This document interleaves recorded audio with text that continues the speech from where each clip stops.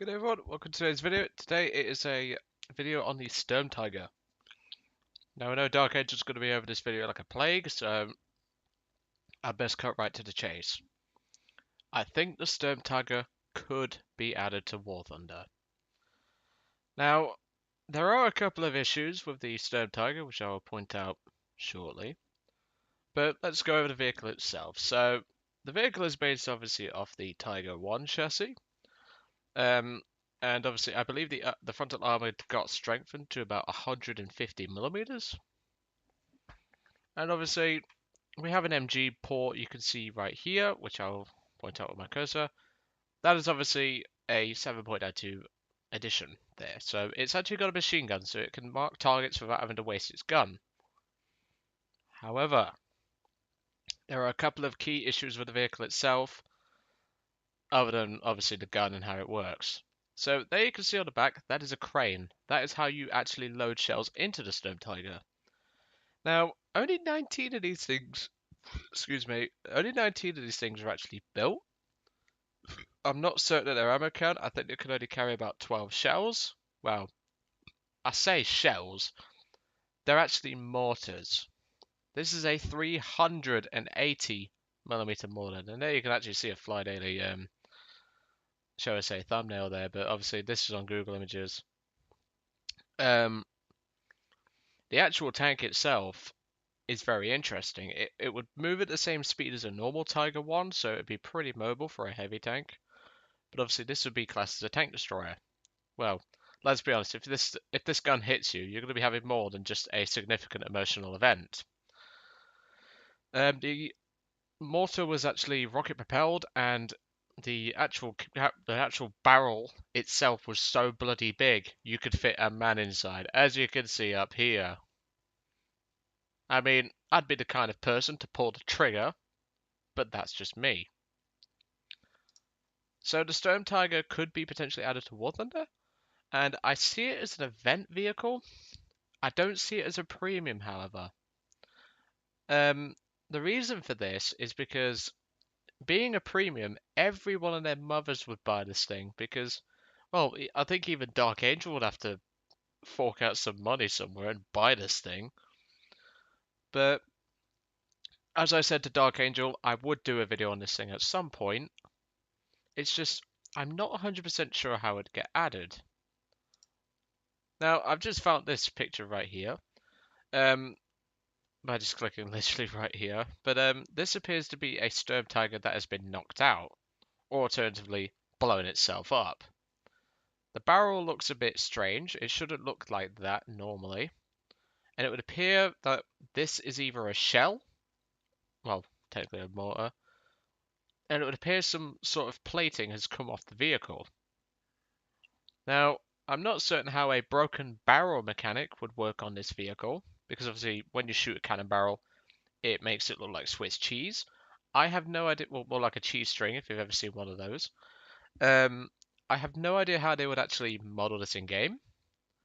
Potentially they could make it so that the barrel bends backwards. However, I still think the vehicle should be able to fire its gun, because it doesn't bloody need its barrel. It could just fire and it will absolutely decimate whatever it hits. If this thing hits anything bigger than, well, in fact, I wouldn't want to be one of those people who troll in an M22 Locust at high tier and you run into this thing, because yes, it may be based off a Tiger's chassis, but this thing doesn't even have to hit within half a kilometer to pretty much kill you. That's how weak the Locust is.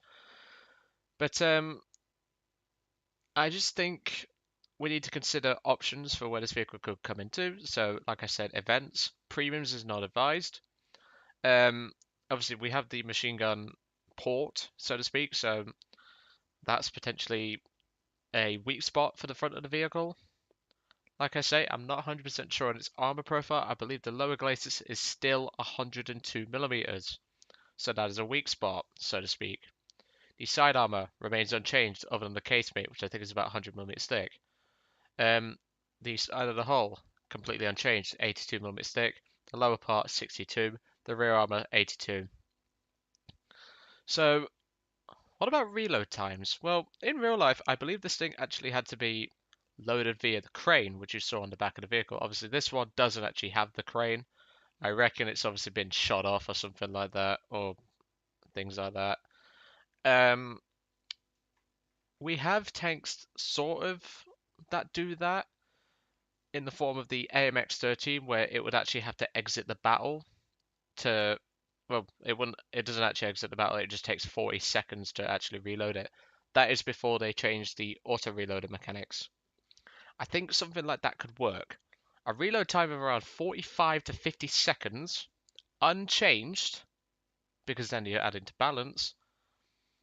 That would be a suitable reload time for the vehicle.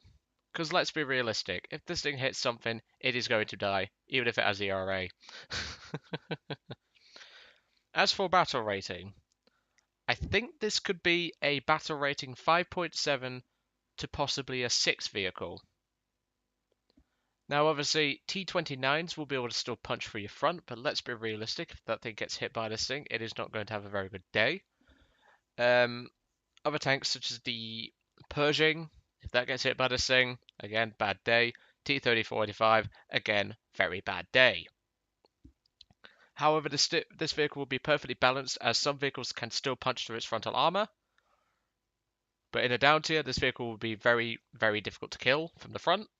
Not so much the side, but the reload time would really limit this vehicle. And with it being on a Tiger 1 chassis, its reverse isn't all that great. That's my opinion on it anyway. DarkAngel will be happy that I've finally done a video on the SturmTiger. I am more than happy to see this thing in game as an event vehicle, just not a premium. Because if they do it as a premium, you clearly know that Gaijin are a bunch of money-hungry bastards, which we already know they are, but I'd rather them take into consideration the actual vehicle's balancing capabilities by giving it a 45 to 50 second reload time and balancing its frontal armor because it is 150mm thick on a casemate as far as I remember from researching the vehicle and just other things like that. Ammo capacity I believe was 15 rounds as I mentioned. I'll have to confirm that and put that in the description. The crew was 5 people if I remember correctly. Again, I will put that in the description below if I manage to find out the actual thing. But otherwise, I am more than happy to see this thing in game. DarkAngel wants to see this thing in game. I want to see it in game, and I'm sure many of us want to see the true King of Derp, the real King of Derp, added. Because as the KV2 was originally the king, well, in fact, it still is the King of Derp. Obviously, we have the FV4005 with its 183mm gun, also known as the shit barn, but that is the Queen of Derp. So why not have a new contender to King of Derp? And maybe even have a custom battle where these things take on KV2s and also FE4005s. That would be very interesting. And maybe even throw in the Horo in that mix.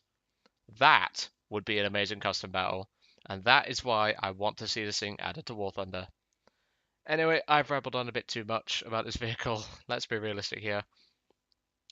Hope you enjoyed today's video. DarkAngel, hope you enjoyed this one, mate. Did this for you. And I will catch you all on the next one.